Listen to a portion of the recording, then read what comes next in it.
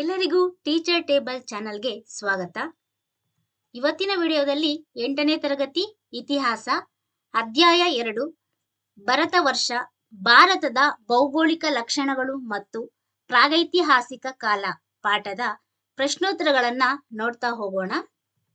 ಅದಕ್ಕಿಂತ ಮುಂಚೆ ಯಾರೆಲ್ಲ ಟೀಚರ್ ಟೇಬಲ್ ಚಾನಲ್ ಅನ್ನ ನೋಡ್ತಾ ಇದ್ದೀರೋ ಸಬ್ಸ್ಕ್ರೈಬ್ ಮಾಡಿ, ಹಾಗೆ ಪಕ್ಕದಲ್ಲಿರುವ ಬೆಲ್ ಐಕಾನ್ ಅನ್ನು ಕ್ಲಿಕ್ ಮಾಡುವುದರ ಮುಖಾಂತರ ನಾವು ಹಾಕುವ ಎಲ್ಲಾ ವಿಡಿಯೋಸ್ನ ಮುಂಚಿತವಾಗಿಯೇ ನೋಡಬಹುದು.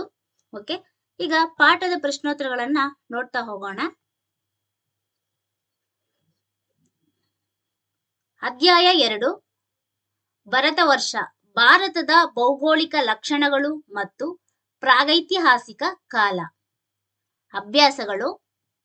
ಫಸ್ಟ್ ಮೇನ್, ಕೆಳಕಂಡ ವಾಕ್ಯಗಳನ್ನು ಸೂಕ್ತ ಪದಗಳಿಂದ ಪೂರ್ಣಗೊಳಿಸಿ. ಮೊದಲನೇ ಪ್ರಶ್ನೆ, ಭೌಗೋಳಿಕವಾಗಿ ಭಾರತವು ಒಂದು ಉಪಖಂಡ ಹಾಗೂ ಡ್ಯಾಶ್ ದ್ವೀಪವಾಗಿದೆ. ಉತ್ತರ, ಪರ್ಯಾಯ ದ್ವೀಪವಾಗಿದೆ.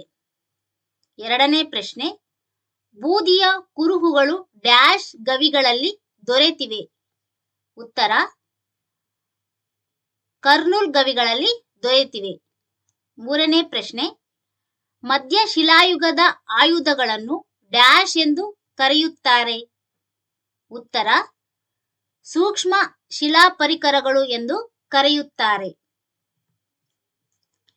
ಸೆಕೆಂಡ್ ಮೇನ್, ಸಂಕ್ಷಿಪ್ತವಾಗಿ ಉತ್ತರಿಸಿ. ಮೊದಲನೇ ಪ್ರಶ್ನೆ, ಭಾರತದ ಭೌಗೋಳಿಕ ಲಕ್ಷಣಗಳನ್ನು ಸಂಕ್ಷಿಪ್ತವಾಗಿ ವಿವರಿಸಿ. ಉತ್ತರ, ಭಾರತದ ಭೂರಚನೆಯು ಉತ್ತರದಲ್ಲಿ ಹಿಮಾಲಯದ ಪರ್ವತ ಶ್ರೇಣಿಗಳನ್ನು, ಸಮತಟ್ಟಾದ ಸಿಂಧೂ ಗಂಗಾ ಬಯಲು ಪ್ರದೇಶವನ್ನು, ದಕ್ಷಿಣದ ದಖನ್ ಪ್ರಸ್ಥಭೂಮಿಯನ್ನು ಹಾಗೂ ಕರಾವಳಿ ತೀರ ಪ್ರದೇಶವನ್ನು ಹೊಂದಿದೆ. ಇವು ಭಾರತದ ಭೌಗೋಳಿಕ ಲಕ್ಷಣಗಳಾಗಿವೆ. ಎರಡನೇ ಪ್ರಶ್ನೆ, ಭಾರತದ ಮೇಲೆ ದಾಳಿಗಳು ಯಾವ ಕಣಿವೆಗಳ ಮೂಲಕ ಸಂಭವಿಸಿವೆ. ಉತ್ತರ, ಭಾರತದ ಮೇಲೆ ದಾಳಿಗಳು ಬೋಲಾನ್ ಮತ್ತು ಖೈಬರ್ ಕಣಿವೆ ಮೂಲಕ ಸಂಭವಿಸಿವೆ. ಮೂರನೇ ಪ್ರಶ್ನೆ, ಪ್ರಾಗೈತಿಹಾಸಿಕ ಕಾಲ ಎಂದರೇನು. ಉತ್ತರ, ಮಾನವನು ಲೇಖನ ಕಲೆಯನ್ನು ಕಂಡುಹಿಡಿಯುವುದಕ್ಕೆ ಮೊದಲಿನ ಕಾಲವನ್ನು ಪ್ರಾಗೈತಿಹಾಸಿಕ ಕಾಲವೆನ್ನುತ್ತೇವೆ. ನಾಲ್ಕನೇ ಪ್ರಶ್ನೆ, ಪಶುಸಂಗೋಪನೆ ಮತ್ತು ಹೈನುಗಾರಿಕೆಯು ಹೇಗೆ ಪ್ರಾರಂಭವಾಯಿತು. ಉತ್ತರ, ಸುಮಾರು 12,000 ವರ್ಷಗಳ ಹಿಂದೆ ಜಗತ್ತಿನ ಪರಿಸರದಲ್ಲಿ ಬದಲಾವಣೆ, ಇದು ಹುಲ್ಲುಗಾವಲಿನ ಬೆಳವಣಿಗೆಗೆ ಕಾರಣವಾಯಿತು. ಪ್ರಾಣಿ ಪಕ್ಷಿಗಳು ಹಿಂದೆಂದೂ ಇಲ್ಲದ ಪ್ರಮಾಣದಲ್ಲಿ ಸಂತಾನಾಭಿವೃದ್ಧಿಯಲ್ಲಿ ತೊಡಗಿ ಅವುಗಳ ಸಂತತಿಯು ಹೆಚ್ಚಾಗತೊಡಗಿದವು. ಈ ಸಂಕುಲಗಳ ಜೊತೆಯಲ್ಲಿಯೇ ಜಿಂಕೆ, ಕಡವೆ, ಮೇಕೆ, ಕುರಿ ಹಾಗೂ ಇನ್ನಿತರ ಪ್ರಾಣಿಗಳು ಹುಲ್ಲುಗಾವಲು ಪ್ರದೇಶದಲ್ಲಿ ಸಮೃದ್ಧಿಯಿಂದ ಬೆಳೆಯಲು ಕಾರಣವಾಯಿತು.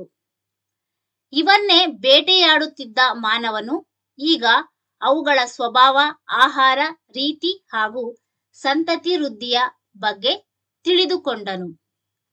ಕ್ರಮೇಣವಾಗಿ ಈ ಕೆಲ ಪ್ರಾಣಿಗಳನ್ನು ಹಿಡಿದು ತಂದು ಪೋಷಿಸತೊಡಗಿದನು. ಹೀಗೆ ಪಶುಸಂಗೋಪನೆ ಮತ್ತು ಹೈನುಗಾರಿಕೆಯು ಪ್ರಾರಂಭವಾಯಿತು. ಐದನೇ ಪ್ರಶ್ನೆ, ಪ್ರಾಗೈತಿಹಾಸಿಕ ಕಾಲಘಟ್ಟವನ್ನು ವಿದ್ವಾಂಸರು ವಿವಿಧ ಹೆಸರುಗಳಿಂದ ಕರೆದಿದ್ದಾರೆ. ಅವು ಯಾವುವು.